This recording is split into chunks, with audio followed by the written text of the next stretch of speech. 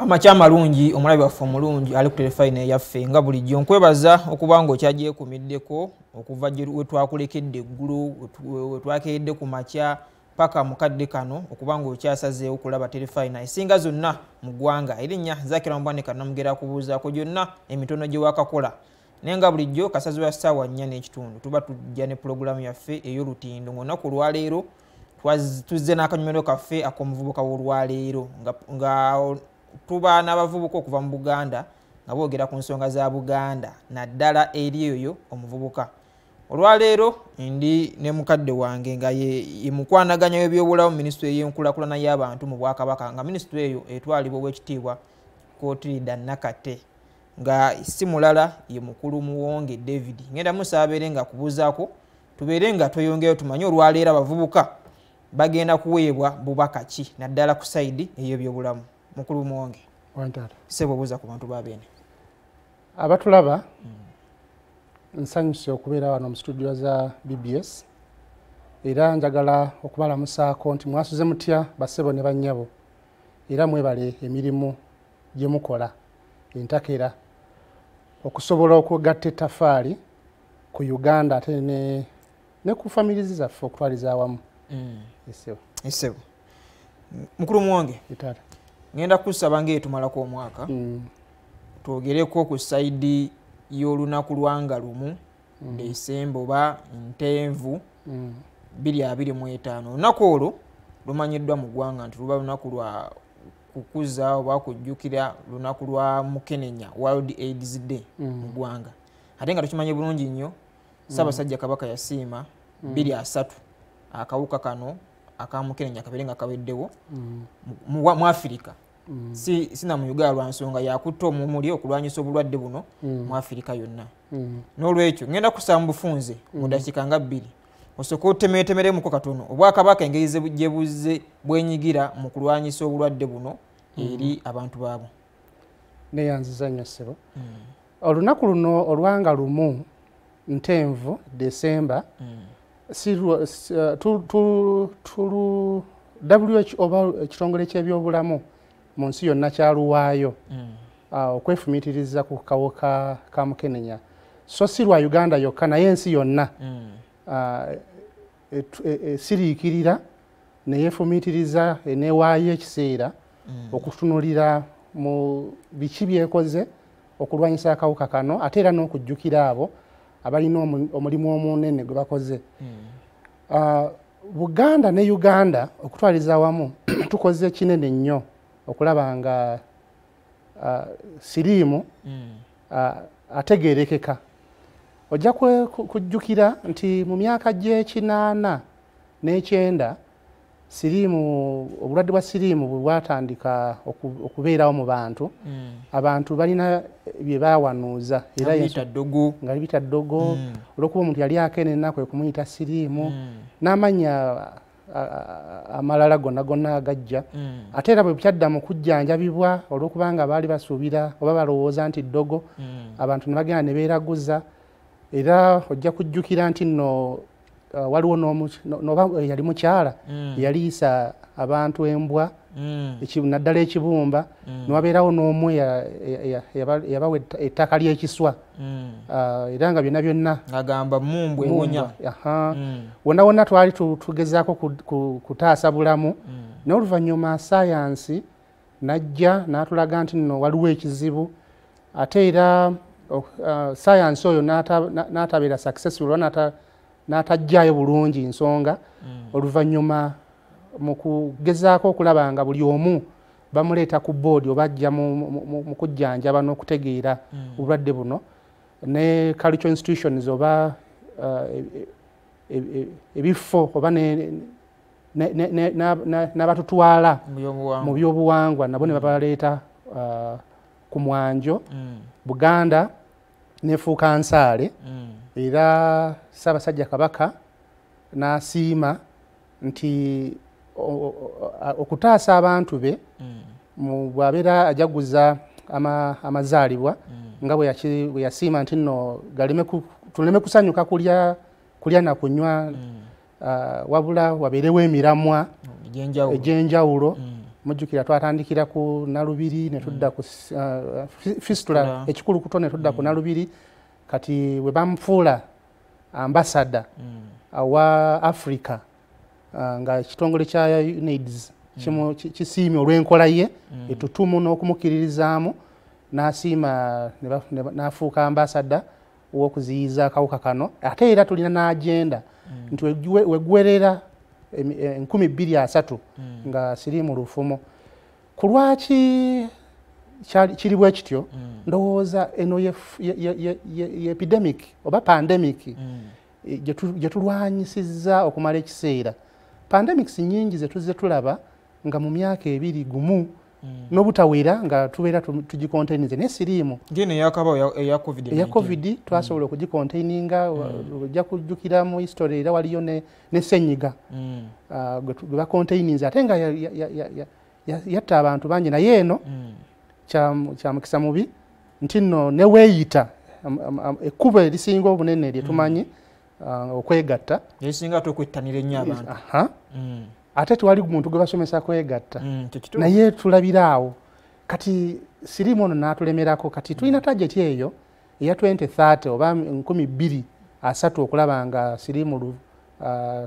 tumufudde lufumo obwakabaka nga buyambibwako ministry n'ebitongole mu ggwanga oba ne mu nsi bitukubiriza tukyuse eneeyisa behavior change bwe tunakyusa eneeyisa omuntu n'atandika okutunuulira siriimu n'atamutunuulira nga obulwadde obuli awo obunafunafu omanyi n'okubugeya okubunyooma n'okubukkiriza ennaku zino omuntu bw'afa babuuza yafudde ki nti buno obwaffe ndowooza y'ensonga lwaki siriimu atulemeddeko naye ng'obwakabaka ne minisitule y'ebyobulamu eya Ssaabasajja Kabaka n'eya gavumenti eya wakati tugamba tukyuse eneeyisa tukkirize nti siriimu kyabulabe awo tujja okusobola okutuuka mu mwaka ogwa 2030 nga lufuuse lufumo tuzze tulaba enteekateeka ez'enjawulo oyogedde ku misinde ensiisira z'ebyobulamu ekitongole kya Kabaka Foundation kizze kizikola nga basomesa abantu nga babakebeza omusaayi n'endwadde endala nga babagema zonna nga ekigendererwa kutaasa bulamu bw'abantu naye ng'ensonga enkulu akawuka ka siriimu kano era juzi twalabako wano bajja mu Bulange mundi ogwasembayo ne bakebera abantu akawuka naffe wano nga telefayina nga staff twagendayo ne batukebera era ne bankebera nga nze omu ku balamu mu ggwanga era weekuume obeere mulamu naye kansube ne muganda wange Lawrence Bwani kuba naye anaabamu abo abalamu naye ngenda kusaba otuweeyo ku nteekateeka ejja mu maaso awo Obwakabaka gye butunuulidde era ng'oggyeko emisinde n'ezo ensiisira z'ebyobulamu ng'enteekateeka eyo era nayo yakulwanyisa kawuka kano akamukenenya neyanziza nnyo nga bwe tubategeezezza abalabi baffe nti ennaku z'omwezi lumu mu nsi yonna ensi yeefumitiriza ku bulwadde buno obwa mukenenya era naffe ng'Obwakabaka bwa Buganda mu minisitule y'enkulaakulana y'abantu tuteeseteese nno okukuza olunaku luno ng'ennaku z'omwezi lumu ku ssaawa 10 era Katikkiro Kamalabyonna ow'ekitiibwa Charles Peter Mayiga yagenda okubeera omwefumitiriza omukulu agenda okutukulemberamu ku lunaku olwo ku ssaawa 10 mu bimuli bya Bulange wano tugenda kukola ddwiro kuba tutera okukola ddwiro ku Mande olwokusatu n'olwokutaano so tuli ba mukisa nti nno lunaku luno lukonsaidinze oba lukwataganye n'ennaku ze tukoleramu ddwiro so tukubiriza ebitongole byonna byonna eby'Obwakabaka n'abantu kinnoomu abali okumpi ne Bulange tubayita mujje tukole ddwiro tugenda kubeerawo n'omusomesa waffe omukulu Dr. Fiona Kalinda yagenda okubeera omusomesa waffe ku lunaku olwo then oluvannyuma ow'ekitiibwa Katikkiro naye agatte eddoboozi ku bigambo bya dokita oli byatusomesezza okusobola okubinyweza era abantu tubakubiriza babinywerereko kubanga bigambo bikulu nnyo Katikkiro mu bigambo byatera okwogera era n'atujjukiza nti tubeere beegendereza kubanga tewali muntu tewali famire mu Uganda n'ensi yonna omutali muntu yali afudde siriimu baali n'akawuka bwebeerayo abo bamukisa ne siriimu buli famire agikyalidde era n'agitataaganya so mujje twebuulirire tusale n'amagezi butya bwe tusobola okukola ki okufutiza siriimu munteekateeka eyo wanaabayo okebera ku bantu kuba Katikkiro juzi yatugamba nti omuntu omulamu ategeera ki ekikwasa omukono n'oguteeka mu kituli ekirimu enzikiza nga tomanyi oba waliyo sigga oba aliyo omusota nga tumaze kukeberayo kituufu tusubire okukebeza ku bantu okukebera abantu kujja kubeerawo era tulina ebitongole bye tukolaganye nabyo ebigenda okutuwa enteekateeka eyo ssebo ssebo okay kati ngenda kusanga tuwunzika tugenda mu kyetwandiise festival season mwezi gwa December mubaamu abayimbi bateeka ebivulu abantu bagenda muzi outings beach buli omu n'akola kyasanze obubaka bwona ddala eri abo abavubuka abayingidde season eno ku mbeera y'okwekuuma mu byobulamu neyanziza nnyo obubaka bwange tebujja kwawukana n'obubaka bwe tubadde tutera okubawa bakugu Katikkiro Kabaka tugenda mu season eno nga bw'okyogedde omuli ebikujjuko nga bw'obyogedde ate era n'ebyokunywa n'ebyokulya bijja kubeera bingi naye ebyokunywa ebyo bisinga bitera okutujjako bwekiri mbakubiriza era mbasaba twekuume siriimu gyali ate ebiseera bino abavubuka naddala abaana abawala batya nnyo embuto okusinga siriimu naye siriimu bwakukwata ojja kumira eddagala paka lwolifa naye olubuto myezi 9 ng'owakaana okakuba wali ng'okayonsa ng'ogenda okola ebirala so twewale siriimu abantu miliyoni 1.5 abapya oba abawangala n'akawuka betulina mu nsi ate era new infection giri 3.7 tobeera part of that statistic ojja kulumwa nnyo nga bakubaliramu eyo statistic yet osobola okwekuuma bw'obeera kikuyitiriddeko obupiira weebuli ne mu bulange wano nno tubulina tubuteeka mu bifo bannaffe basobola okubusanga bugwamu babukozesa ate era nennyongeramu ne babukozesa nennyongeramu sijja kukoowa kubanga omulamwa kutaasa bulamu weguwerera 230 nga siriimu tumutudde ku nfeete so twegendereze siriimu gyali ate era Katikkiro atugamba nti nno akukwata okola ki olaba ng'okanula bw'oti amaaso eriiso ng'olinga engege beera mugezigezi ng'akaana k'omusota ojja kusobola okuwona siriimu mu season eno mwe tugenda eri ababulina tunywerere ku ddagala eddagala weeriri lya bwereere abasawo weebali okutubudaabuda bw'ofuna challenge oba obuzibu bwonna bwonna n'eddagala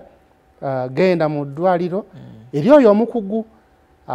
basobole okukwekebejja balabe ku lwaki tokwatagana bulungi na ddagala eryo ate era basobola n'okukyusiza ate era tulina ne breakthrough endala nti bagenda kutuwonya okumira eddagala lino buli lunaku waliwo empiso gye baleese ku market oba ku katale mu bujjanjabi nga emu kumala emyezi 6 so funa mirundi 2 omwaka so ekyo nakyo kijja kutuleeterawo embeera ey'obutakaluubirirwa kumira ddagala abalwadde kumira eddagala lyaffe tuleme sukkaku wano lwakadde tulina pulogulaamu nyingi ezitajja naye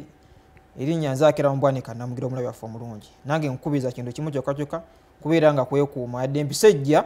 naye tuleme kweja abaata bweja abaasinga bwe tusanze lwa nsonga tujja kufuna obulwadde ate obulwadde obwo tebuwona bwe kajja kabeera kazze sigenda sukkako wano naye mbategeeza nti olunaku lwageddeko nga lumu olwa Desemba ye Mande ya wiiki ejja etandika tubeere mu Bulange tulabe tumanye ebigambo bya Katikkiro n'abasomesa b'ebyobulamu ku ndwadde eno eya Mukenenya ku mbeera mwe tugenda festive season twetaase obulwadde buno Nzaakira Mbwanika Namugira awangala ennyo ayisa Basajja Kabaka